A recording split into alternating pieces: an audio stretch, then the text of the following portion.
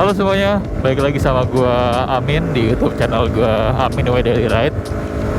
Jadi lu lihat cuaca hari ini cerah banget, gila keren, cerah banget, terang banget, dan gua ditemani oleh pohon-pohon rindang di sekitaran Bintaro. Sektor berapa nih ya? Sektor 9 kali ya. Kalau nggak salah sektor 9. Jadi hari ini hari Minggu tanggal 15 Januari tahun 2023. Hari ini jam 4:30 sore, jam setengah 5 sore. Jadi 2 minggu ini cuaca di Jakarta lagi bagus-bagusnya. Gue kayak reporter cuaca nih jadinya. Jadi cuacanya lagi bagus, lagi indah banget, lagi gak hujan juga. Jadi udah hampir 2 minggu lebih Jakarta gak hujan. Jadi cuacanya lagi terang banget. Jadi di video kali ini gue menyempatkan buat recording dan mencari view yang bagus. Karena dari kemarin-kemarin gue recording keseringan di Jakarta. Iya gaya banget, kayak Bintaro tuh kayak di pedesaan gitu ya. Padahal mah cuma geser dikit aja gitu Bintaro. Enggak, jadi maksud gue karena sebelumnya gue banyak rekaman di daerah Jakarta Selatan, Jakarta Pusat, muter-muter Jakarta lah, daerah-daerah sekitaran sana. Jadi kali ini gue mencoba buat cari momen atau views yang beda. Kali ini gue lagi ada di sekitaran Bintaro Exchange, Tangerang Selatan di daerah Bintaro. Di kesempatan kali ini gue bakal ngebahas atau ngasih tips kepada kalian tentang gimana caranya kalian pilih knalpot racing yang cocok buat motor kalian. Nah, di sini disclaimer aja, gue nggak mencoba untuk menggurui atau apa, tapi gue mencoba buat sharing aja apa pengalaman yang gue tahu, apa hal yang gue tahu, gue bakal sharing ke kalian biar mungkin kalian yang pemula atau baru mau coba pakai knalpot racing bisa dapat gambarannya atau referensi tambahan dari gue gitu aja. Nah, jadi langsung aja ke pembahasannya. Oh shit, kok ini kayak jalannya agak diputar-putar ya. Gue baru kesini guys. Jadi sorry, gue baru kesini, jalannya agak diputar-putar gini ya.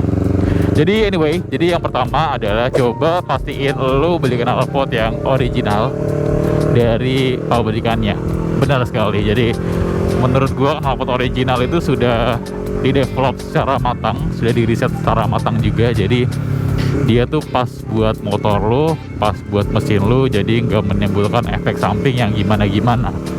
Karena menurut gua kalau ketika lo pakai knalpot yang dalam tanda arti KW atau semacamnya, yang pasti ukurannya nggak bakal fit buat motor lo. Developnya juga asal tempel-tempel aja, asal pasang-pasang aja, dan asal bunyi aja kalau menurut gua. Jadi dia nggak dihitung, gua nggak ngerti hitungannya gimana, tapi gue mau belok kiri coy. Yang gue tahu adalah jadi dia semacam ada kayak hitungan. Jadi setiap volumetrik dari knalpot lo dihitung pantulannya gimana, terus arah pantulannya kemana, terus ada semacam kayak kayak pantulan balik gue lupa namanya. Nanti gue tulisin di sini. Mungkin kalau knalpot yang biasa dia nggak menghitung itu, dia cuma hanya coba mengikuti alur pipanya kemana dan kemana. Tapi kalau lu beli yang original, seharusnya mereka sudah develop dan riset secara mendalam. Jadi motor lu harusnya aman, terkendali. Jadi nggak bakal ada masalah yang gimana-gimana. Beda halnya kalau lu pakai yang KW-KW, mungkin beresiko entah mesin lu tambah panas, entah mesin lu jadi nggak enak dipakai dan semacamnya gitu. Jadi yang pertama dari gua adalah coba lu gunakan lupa gue. Knalpot yang original, lupa lagi suwe. Itu belok mana ya? Belok kanan sih harusnya ya. Belok kanan sih. Oh hijau nih, pas banget cuy. Emang rezeki anak soleh ya. Hijau ya kan. Macet banget nih. Ya emang lampu merah sih, nggak macet juga, emang lampu merah aja gitu kan. Tapi hijaunya cuma 30 detik cuy. Nggak adil banget aja. Nggak adil banget hijaunya. Nah, jadi tadi yang pertama harus lu coba beli knalpot yang original. Yang kedua, coba lu pertimbangin dari bahan-bahan material knalpot yang digunakan.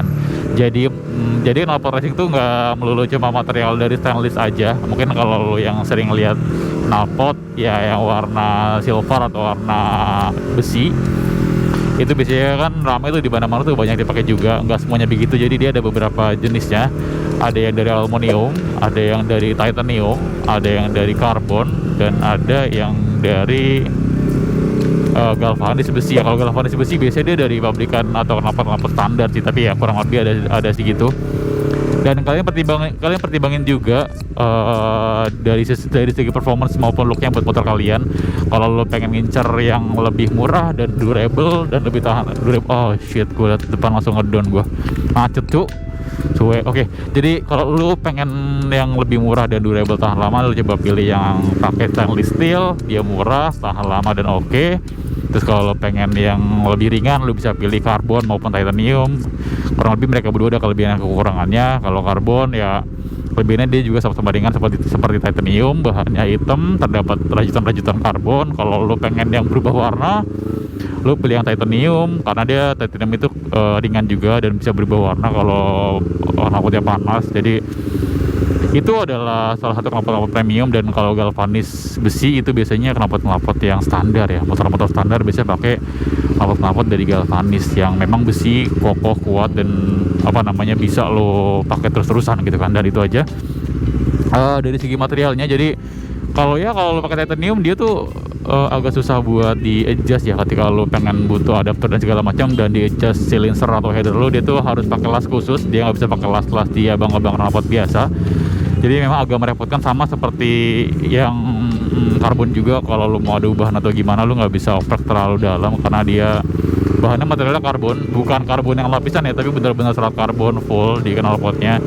Jadi memang agak susah buat lo oprek-oprek kalau motor lu nggak pas buat kalau knalpot lu nggak pas buat motor lo gitu. Jadi memang kalau lu beli knalpot yang titanium ataupun karbon, lu harus pinter-pinter cari knalpot yang memang pas buat motor lu. Jangan lu ngawang-ngawang ternyata pas di adjust nggak bisa gitu. Nah itu yang kedua tadi dari bahannya. Dan yang ketiga adalah gue menyarankan buat kalian ketika beli knalpot, coba beli langsung yang full system dari bawaan knalpotnya gitu. Jangan lo beli setengah-setengah, nanti ujung-ujungnya malah nggak kepasang dan susah di adjustnya lagi. Nah jadi misalkan kalau beli knalpot, lo udah memutuskan buat beli knalpot A, coba beli full system atau dari header sama silencernya. Header itu bagian yang panjang melengkung, dan silencer itu bagian yang ujungnya itu yang mufflernya gitu. Nah jadi diusahain lo belinya full, jangan yang setengah-setengah. Mungkin kalau lu udah biasa dan lu udah tahu mana yang pas header ke silencer dan segala macam, posisinya lu udah paham, mungkin lu boleh beli terpisah-pisah gitu. Mungkin lu pakai header A, silencer B dan segala macam. Tapi buat kalian yang mungkin baru beli knalpot, gua saranin buat beli sepaket headernya sendiri, headernya dan silencer sepaket. Jadi biar enak pasangnya dan pasti fit dan pasti masuk ke knalpot lu. Jadi nggak drama lagi, nggak dilem-lem lah, nggak disambung-sambungin dan segala macem gitu.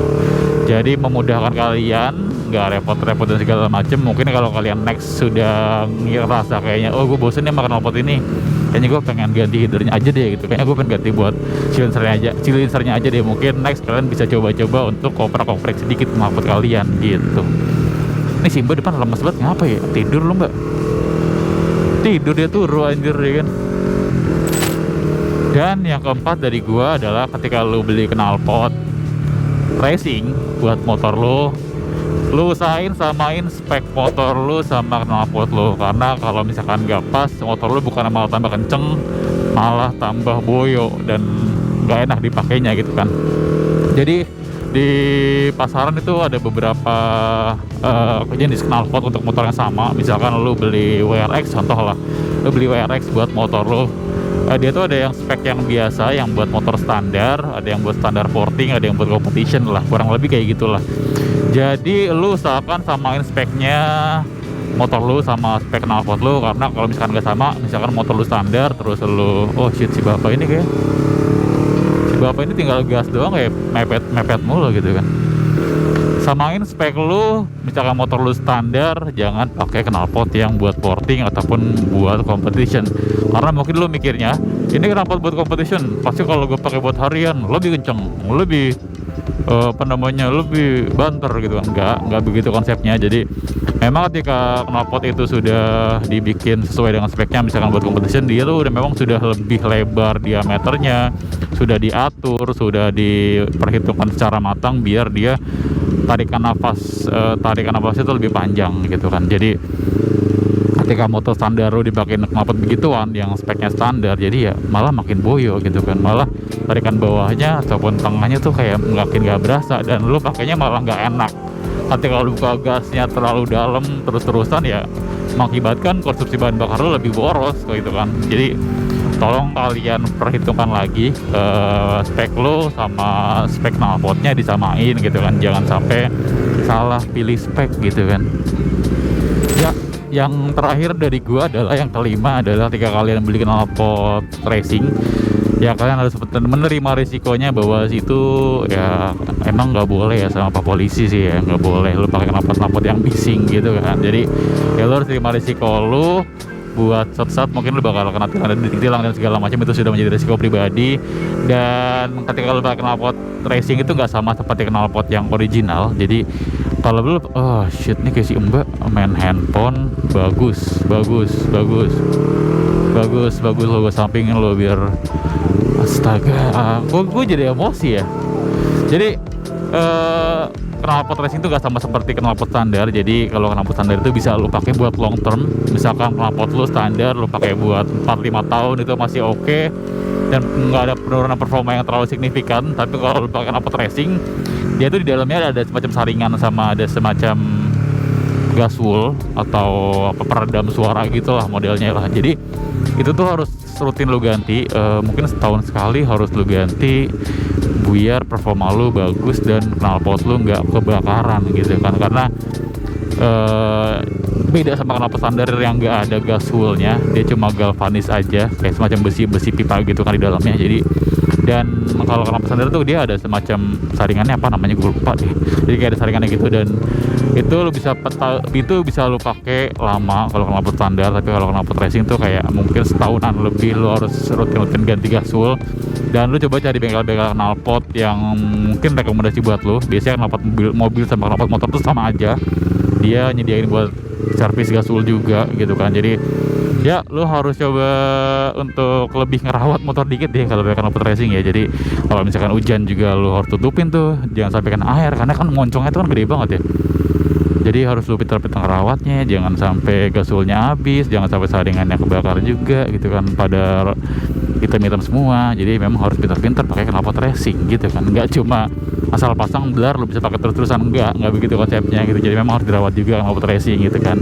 Nah mungkin segitu aja video kali ini, pembahasan kali ini. Terima kasih banyak yang udah support gua terus, terima kasih banyak yang udah like, comment, subscribe dan segala macam di channel YouTube gua. Terima kasih banyak. Sampai berjumpa di video-video gue berikutnya. Thank you and goodbye. See you later.